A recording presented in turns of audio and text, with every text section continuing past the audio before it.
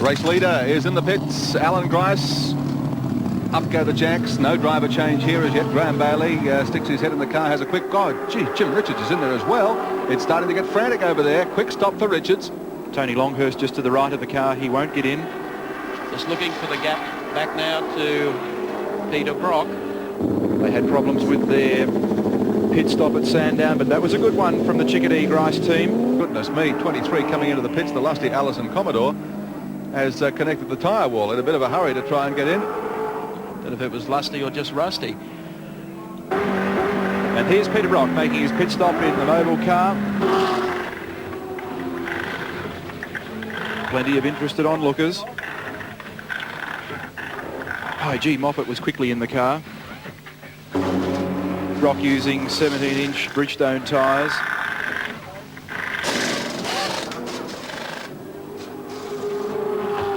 .26 seconds gone in this stop. Car's now been dropped. Moffat grabbing first gear. Moves away 33.04 seconds. The stop for Peter Brock and Alan Moffat, but the car very reluctant to get mobile once more. Now it's away.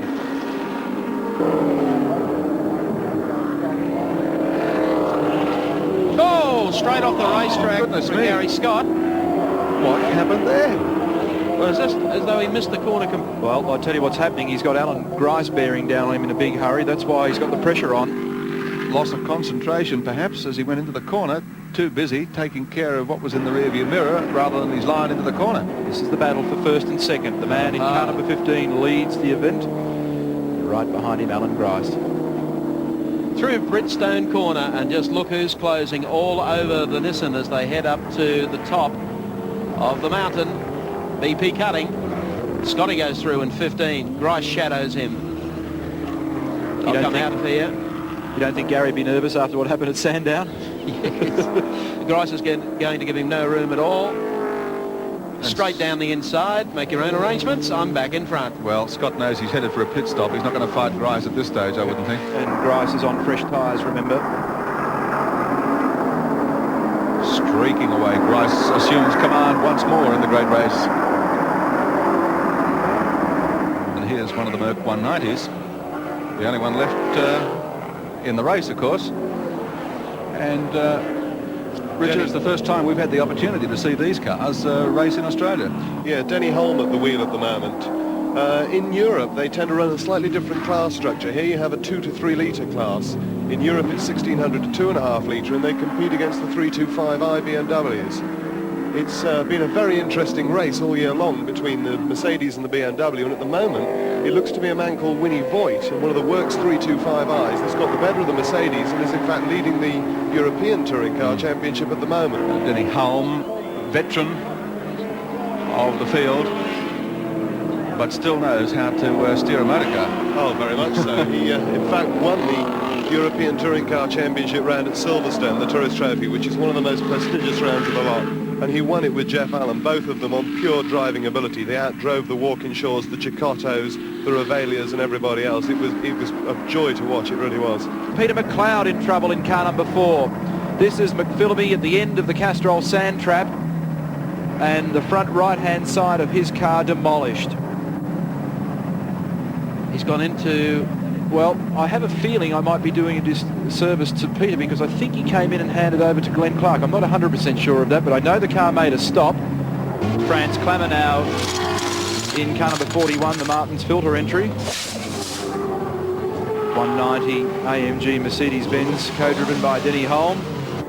Oops. So now it's stalled. No, they're getting it going again by pushing it. So it has been a very, very long pit stop for the 41 car. Well, the pit stops with cars being pushed in the pits, of course, is something they don't accept all that readily in Europe.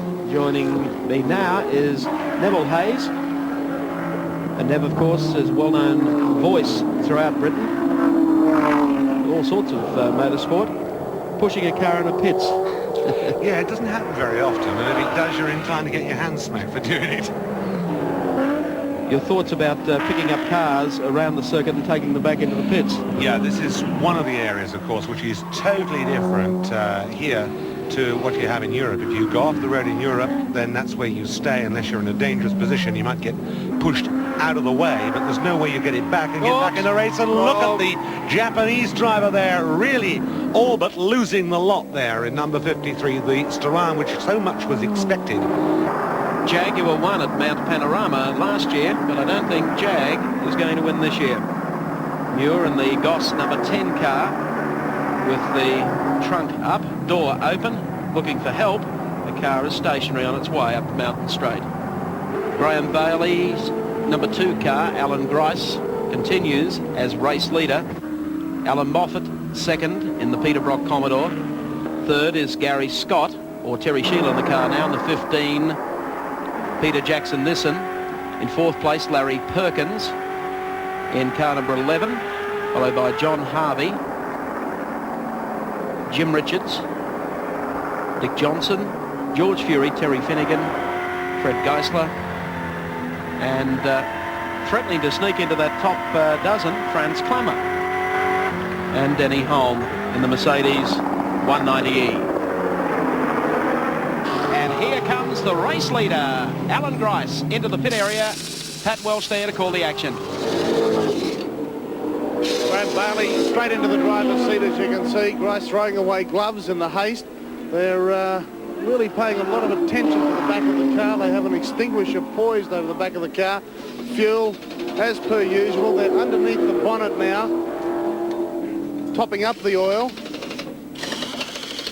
But everything seems to be going relatively smoothly.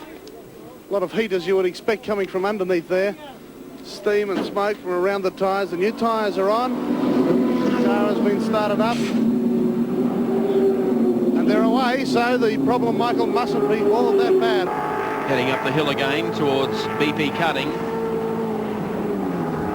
There's Bailey going through.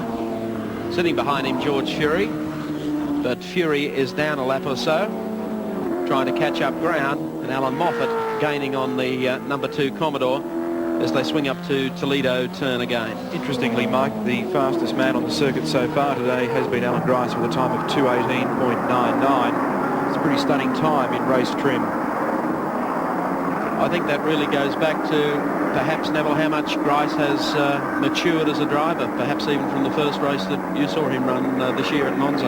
Undoubtedly, he came over there. I don't think anybody would admit that he wasn't anything but underfinanced, and really went out. And the other odd thing that all the drivers have said to me when they've come back over here is that they find it's much more narrow over here, coming back here, than it was in Europe. And oh yes, we've got Larry Perkins' car in for a quick stop. That's lying in 4th place at the moment. Yes, well, David Parsons has got out of the car. Larry Perkins is back in now and rejoins in what was a very efficient pit stop.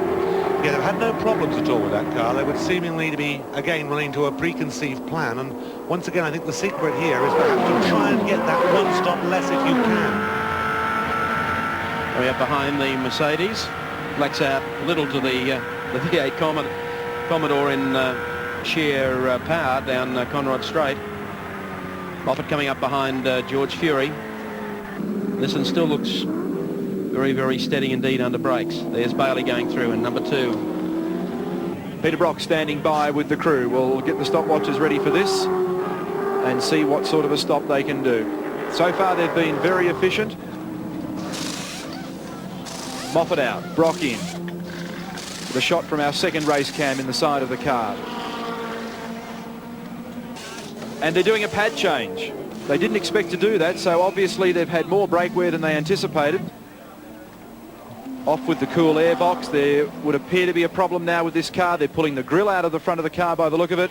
Yeah, well, the stopwatch is academic now, isn't it? We'd like to talk to Peter now if we can. We understand that he is listening to us. Pete, Neil here. What's the problem? There's a leak in the oil cooler. Alan didn't notice it. The temperatures are all okay. So they're just bypassing it right now, which means it's just running, well, without an oil cooler. That's okay. The temperatures are quite low. Yeah. I think the guy's about getting me going here. Okay, we'll leave you to it, Okay, Pete. mate. Thanks for talking to us. Righto. See you later on. You down? Peter Brock out of the pits 6 minutes and 10 seconds stationary while they removed and bypassed the oil cooler.